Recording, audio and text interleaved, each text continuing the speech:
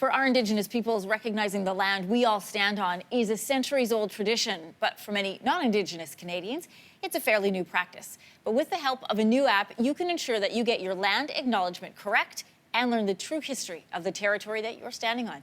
Joining us this morning with more is Whose Land developer Mitch Holmes. Welcome to Your Morning. Thank you. So Whose Land is the name of the app. Tell us how it works. So it was developed with 3 different organizations taking a global bold realities and Canadian roots exchange. And there's essentially 6 maps on it. The first map outlines all the traditional territory across Canada. The second map is all treaties and agreements as outlined by the Crown. And then the third map is all the different Indigenous communities. So First Nations communities, Métis communities, and Inuit communities. I love this because it's a centralized place to be able to make sure that you understand your history and understand it correctly. The app includes also videos of Indigenous peoples, which I love, doing their territorial acknowledgements of their own communities. I wanted to share with everybody an example of the one for the Toronto area where we are. Have a look. To the original caretakers of this land of which we stand, Toronto to Toronto, the meeting place, and to all that was here thousands of years before us, to the Wendat First Nations.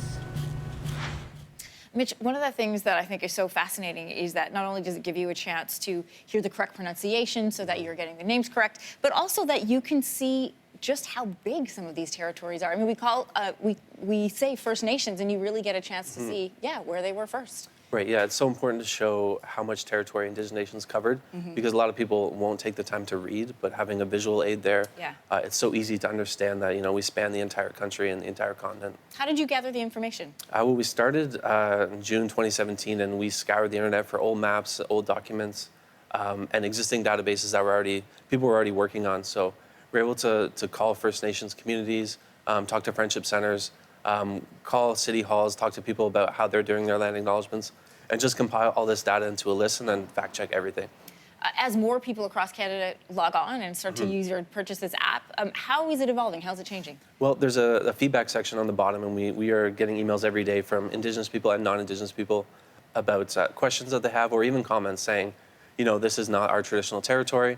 You need to change this part of it, which we welcome. We want to create this fluid, dynamic, ever-changing app that constantly recognizes whose territory we're actually on. Do you know what I love about Whose Land is it allows part of our Indigenous history to be told without it being a victim story.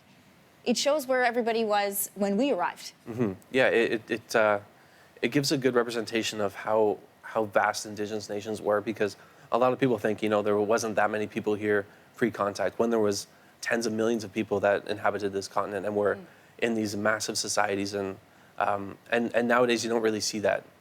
What kind of feedback have you had from Indigenous communities? A lot of positive, and then also a lot of, you need to do this, you need to change these things, which I always welcome. I always like when people reach out and say, oh, that's not correct, you need to change this, this, and this, and this. And then I do that, and they're like, okay, thanks, we're happy with that, because they want to be represented correctly. They want their community to be represented the way that they want it, so.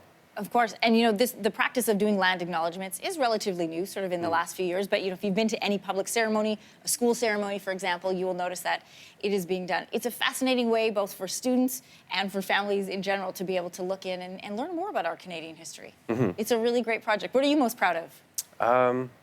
Probably the videos. We've kind of evolved into putting the community pages back into the hands of the community. So we started this program called Create to Learn, where we're training Indigenous youth on media.